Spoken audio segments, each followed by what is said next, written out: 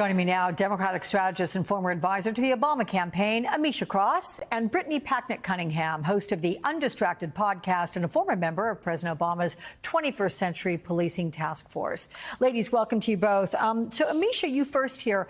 In the debate with President Biden, the muted mics worked to make Trump look more restrained. What kind of effect do you think it's going to have on this debate, and is there any way for Harris to use it in her favor? Well, I think that they will still work to keep Donald Trump a little bit more restrained. Of course, he's going to still say crazy things, and Kamala Harris will be able to hear those things, but us at home will not. I think that what is going to happen is the VP is going to be on her square, and she is going to fact check him, irrespective of the fact that that those mics are going to be muted. She's going to roll it into her responses as well. I do think that Donald Trump has posed a challenge to several people who debated against him, just because he lies, and he lies so quickly that it can be difficult to keep track of all of them at once. But for Kamala Harris, it's to rise above the muck, to talk about her policy points, to talk about her economic agenda, to roll out her story, to help America get to know her better. She's got to do two things in this debate. She's got to call Trump out for the lies that he tells, but she also has to, and I think more importantly, showcase who she is and why people should be invested in and supporting her. And I think that that can be something that within the time frame that they have could be difficult, but this is a woman who's been practicing, prepping, and she's more than ready for debate night. So, Brittany, what do you make of the expectations being set? The New York Times reports, in fact, that Trump is trying to instill doubt that the debate will be fair, implying if he does badly, it's not his fault. A Harris campaign spokesman was asked if they were trying to lower expectations when it comes to the rules. He said no. So what are the expectations, and does Harris have unfairly high ones placed on her as compared to the overall lower expectations for Trump? She absolutely has higher expectations placed on her, and that's not just because she can string together a sentence without meandering 5 times and telling 4 different lies. There are additional expectations on her for quite a few reasons. Number one, this has been a very short campaign. We have to continue to recognize that just over 100 days, she became the candidate and has been having to reintroduce or introduce herself to the American people all over this country in a very truncated campaign that normally would have taken 2 years to build up.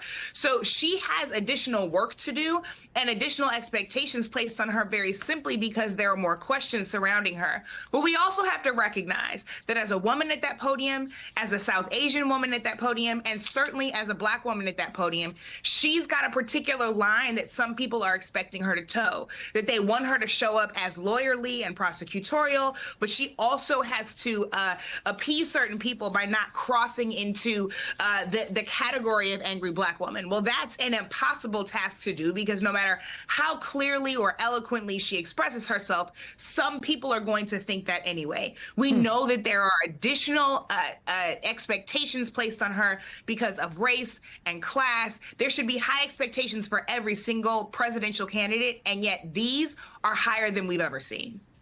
So this is interesting, Amisha, because former White House Communications Director Anthony Scaramucci told the investment platform Saxo that he expects Trump to use racist dog whistles and, quote, viciously try to tear at her and attack her. He also said instead of focusing on policy, as Hillary Clinton did, Harris should lean into this sparring match and outwit him.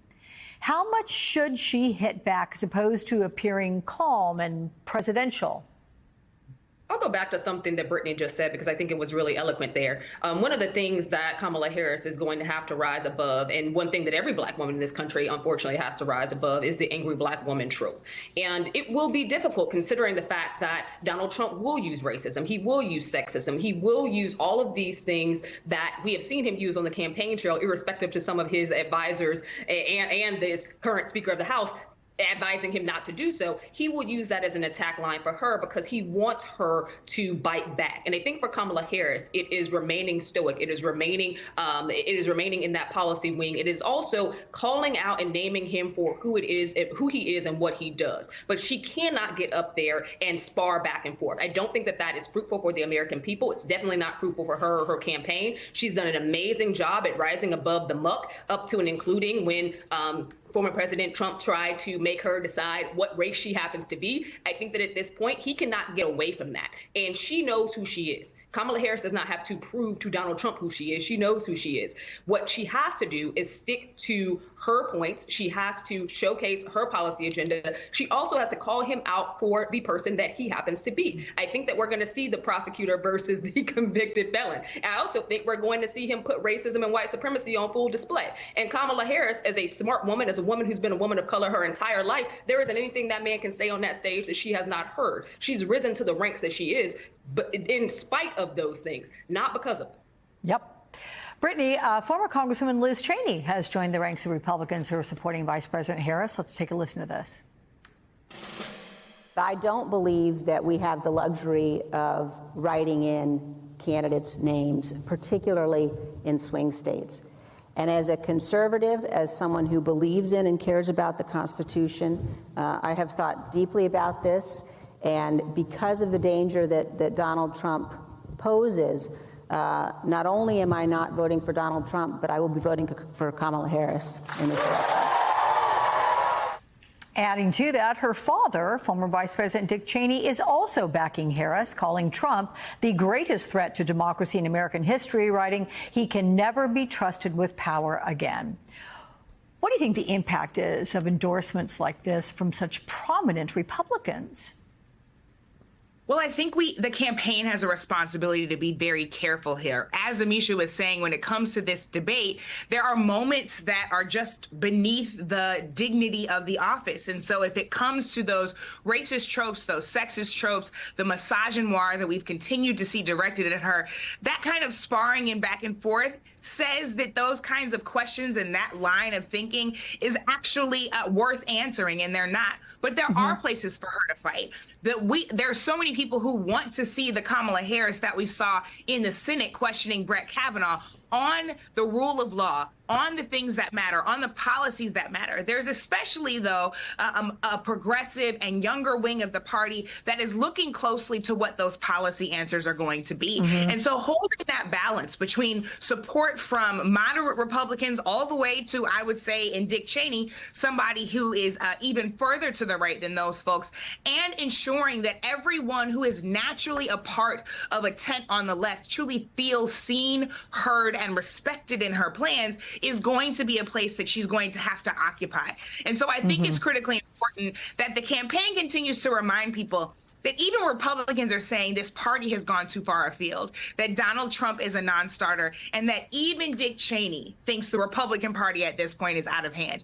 But that should be coming out of surrogates' mouths. Out of Kamala Harris's mouth, we should be hearing her plan for the future, the progress that will be ahead, and why we should invest in her vision for America. So give me a sense, Amisha, of what you think the Wednesday morning headlines are going to look like.